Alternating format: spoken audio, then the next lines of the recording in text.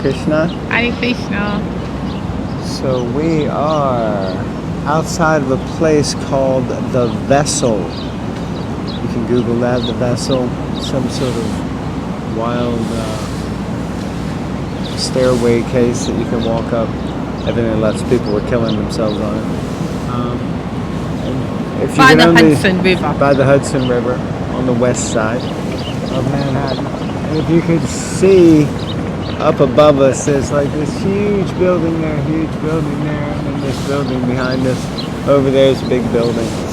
And we just finished walking the High Line, which was nice. Beautiful little, how do you say, like nature type of walk through the middle of Manhattan. And we're going to read the Bhagavatam. Canto 4, Chapter 22, Text 29. Om Namo Bhagavate Vasudevaya. Om Namo Bhagavate Vasudevaya. Om Namo Bhagavate Vasudevaya. Text 29.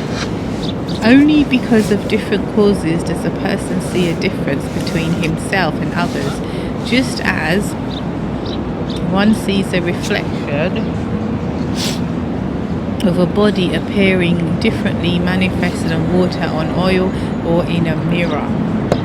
Purport. The spirit soul is one, the Supreme Personality of Godhead. He is manifested in Swamsa and Vibhinamsa expansions.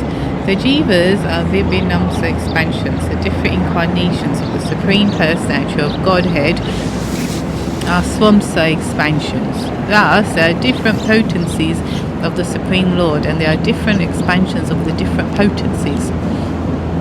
In this way, for different reasons, there are different expansions of the same one principle, the Supreme Personality of Godhead. This understanding is real knowledge, but when the living entity is covered by the upadi or designated body, he sees differently, exactly as one sees differences in reflections of oneself on water, on oil, or in a mirror. When something is reflected on the water, it appears to be moving. When it is reflected on ice, it appears fixed. When it is reflected on oil, it appears hazy. The subject is one, but under different conditions it appears differently. When the qualifying factor is taken away, the whole appears to be one. In other words, when one comes to the Paramahamsa or perfectional stage of life by practicing Bhakti Yoga, he sees only Krishna everywhere. For him, there is no other objective.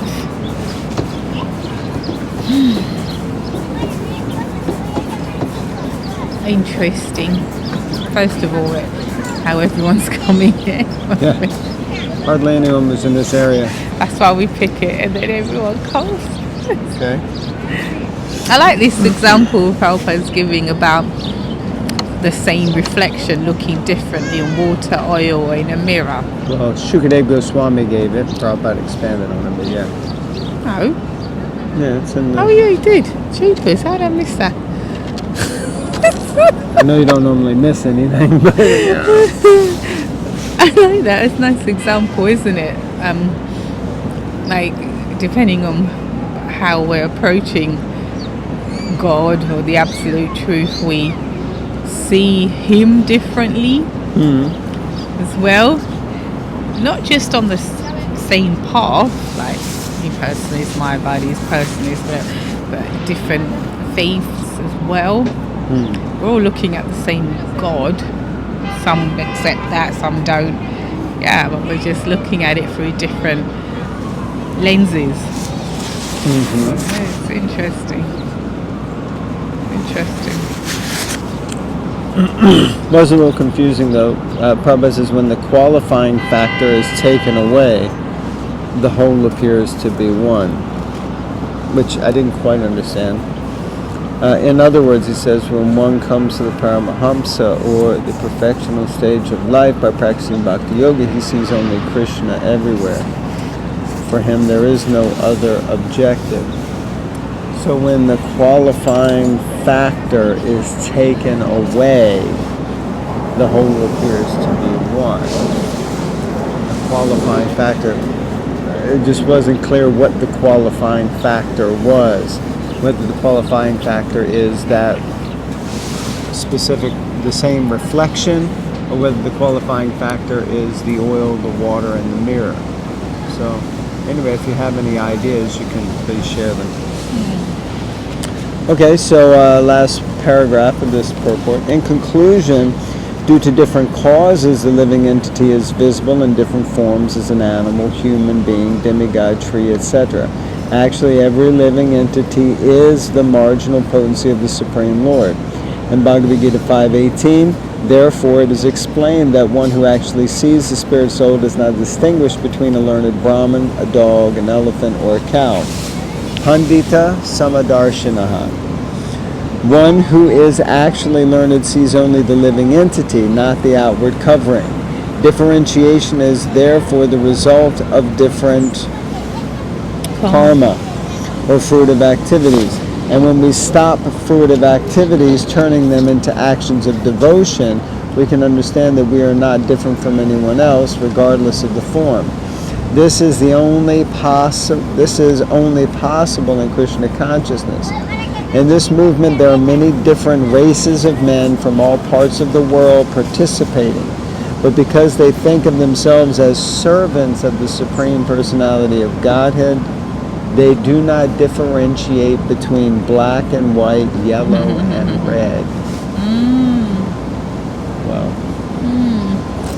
the Krishna consciousness movement is therefore the only means to make the living entities free from all designations. Beautiful. So, of course, that last part was very important, and at the same time, I have to say, unfortunate, because there does still exist those distinctions. Now, how do we understand those distinctions? It mentions this verse, Vidyavinaya Sampani Brahmani Gavi Hasani Shuni Chavis Pakacha Pandita Samadarshana, that a pundit, he sees with equal vision the cow, the Brahman, the dog eater, the elephant. And Prabhupada mentions here that he doesn't see, what does he say? He says, learns to see only the living entity, not the outward covering. But that isn't, with all due respect, that isn't like taken just like that. It means I would approach a cow and a brahmana, or a dog and an elephant, in the same manner, and you just wouldn't. Even if you were spiritually realized, you might approach them in the same manner from perspective of understanding them as spiritual persons, but I think you wouldn't feed a dog or an elephant or a brahmana the same items. You wouldn't treat them exactly the same. So I don't think it's that we're not aware of. She's bird watching. It's not, because there are some very cute birds here. I wish I could just turn the camera around. You can see them. Yeah, it's that we do need to be aware. Okay, someone is from, origins, or from India, from Gujarat, speaks a certain language, may have a certain palate for food, may have been brought up culturally in certain ways.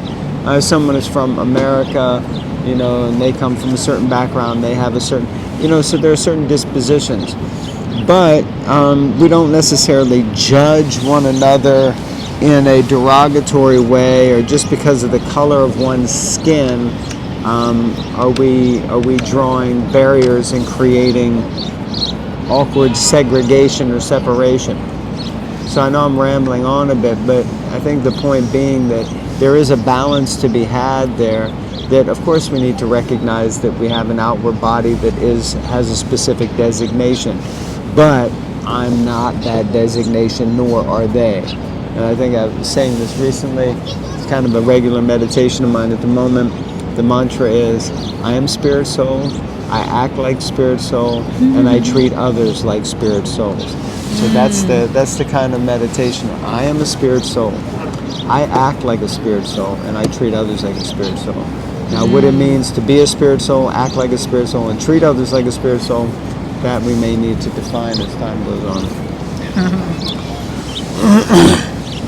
Right. expertise. When one's mind and senses are attracted to sense objects for enjoyment, the mind becomes agitated.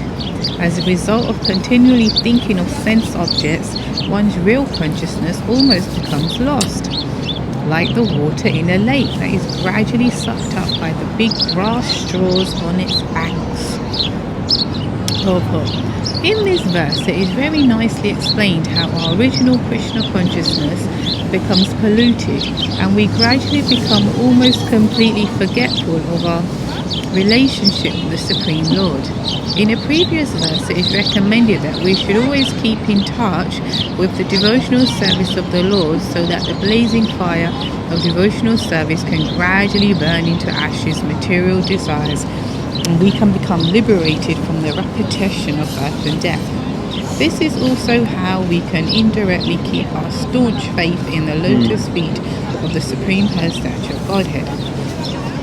When the mind is allowed to think of sense gratification continuously, it becomes the cause of our material bondage. If our mind is simply filled with sense gratification, even though we want Krishna consciousness by continuous practice, we cannot forget the subject matter of sense gratification. If one takes up the sannyas order of life but is not able to control the mind, he will think of objects of sense gratification, namely family, society, expensive house, etc. Even though he goes to the Himalayas or the forest, his mind will continue thinking of the objects of sense gratification.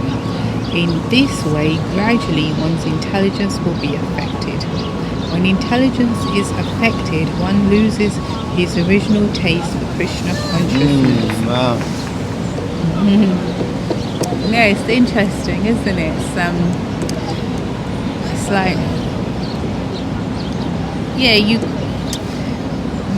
Maya's sort of like material energy. It's like we think, I can have a little bit of this and a little bit of that, and then I'll go to the Sunday feast, have a bit of that, But what I'm getting from reading this is that if you're dipping into that material energy, it's only natural. We're also gonna think of different ways to do that as well, enhance that and enjoy that, and then you become like a ghost almost, in the Krishna consciousness, because the taste goes whether you realize it or not. And I go there, and I've got the service and I hang with the devotees, but it's quite scary actually. It's quite scary and dangerous, because eventually you'll be like, okay, I won't go today. I'll just chill out at home. What was I going to watch? Or what are we going to do? It's alright to take a break, Well, it is alright to take a break. No, it is, but I mean a break like of permanence. A break of what permanence? What I'm saying is material energy is Krishna's energy, and so you ain't controlling that, You ain't got no chance. Yeah, but we hope against hope that we're able to enjoy it without any adverse reactions. Yeah, but no one's lived to tell that tale.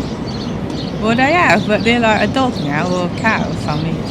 No, they have lived to tell the tale. We see it all around us. People who are trying their best to enjoy sense gratification and suffering reactions. Yeah. Okay, read the last paragraph. The example given here is very appropriate. If a big lake is covered all around by long kusha grass, just like columns, the waters dry up. Similarly, when the big columns of material desire increase, the clear water of consciousness dries up. Therefore, these columns of kusha grass should be cut or thrown away from the very beginning. Yeah, just need to get rid of our... somehow we need to stop the thoughts of sense gratification. Sri Chaitanya Mahaprabhu is instructed that if from the very beginning we do not take care of unwanted grass in the paddy fields, the fertilizing agents or water will be used by them and the paddy plants will dry up. The material desire for sense enjoyment is the cause of our fall down in this material world, and thus we suffer the threefold miseries and continuous birth, death, old age, and disease. However, if we turn our desires toward the transcendental loving service of the Lord, our desires become purified. We cannot kill desire. So you have to act, you have to desire. We're not getting rid of that. We have to purify them of different designations. If we constantly think of being a member of a particular nation, society, or family and continuously think about them, we become very strongly entangled in the conditioned life of birth and death. But if our desires are applied to the service of the Lord, they become purified, and thus we become immediately freed from material contamination. So again, it seems to boil down to these designations. I like this example of the long kusha grass in the lake and how they're compared to material desires. If we have material desires in our heart, they're going to suck the life force out of us. So we need to somehow cut down those desires, and that means it starts with the mind, it starts with the thought. Deyato vishyapam samsangas teshu pajayate sangas sanjayate kama kama kroto vijayate. So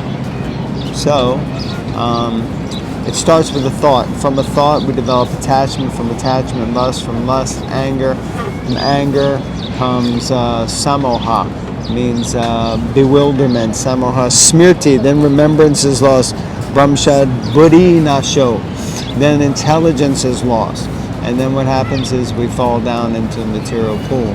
So like that,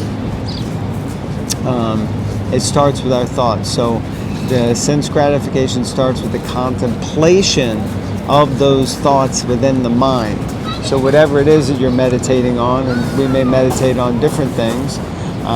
We may meditate on feeding the birds. By the way, there's some little kids here that are very busy feeding the birds all around us, like leftovers from their dinner, where they were just eating over there.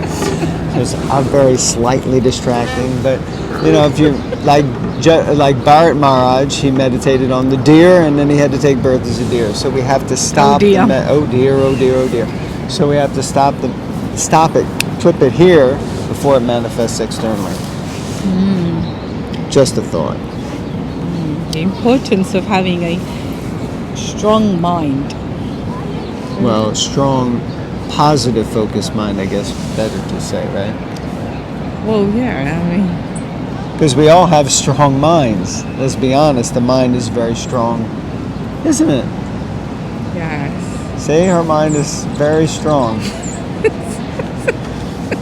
Okay. So go ahead. This is the point of having a strong mind. Oh, thank you. No, that's all end on that point. I'll reveal my strong mind later. Okay. All right, everybody. See you later. Hare Krishna. Hare Krishna. Srimad Bhagavatam Ki Jai. Jai.